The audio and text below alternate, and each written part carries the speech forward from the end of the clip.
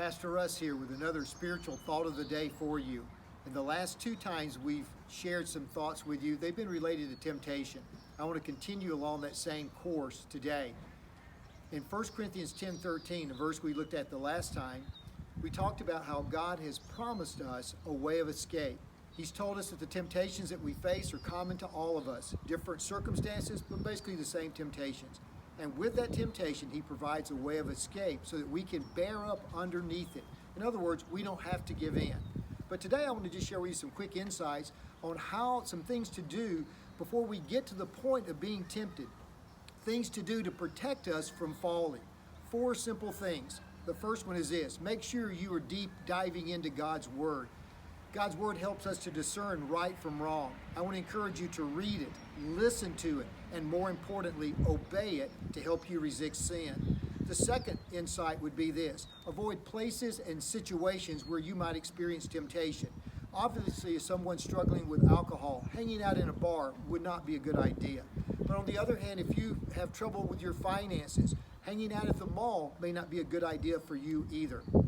Third, get involved with people.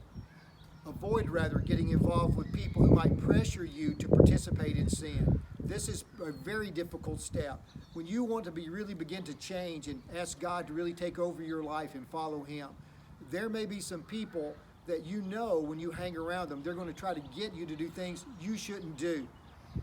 I would encourage you during those times, first of all, be honest with your friends if you're trying to change. Share with them what's going on in your life and ask them to help you support you in that process, so they would encourage you to go to do things that you know you don't want to do.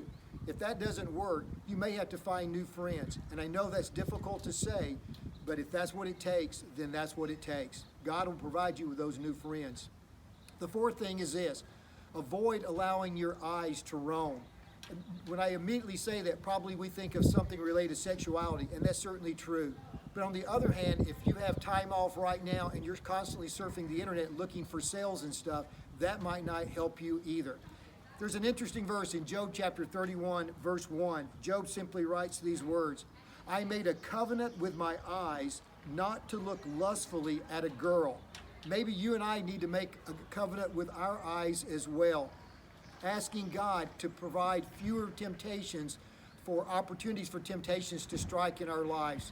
Making that covenant with our eyes will protect us from exposure and also from giving in to temptation.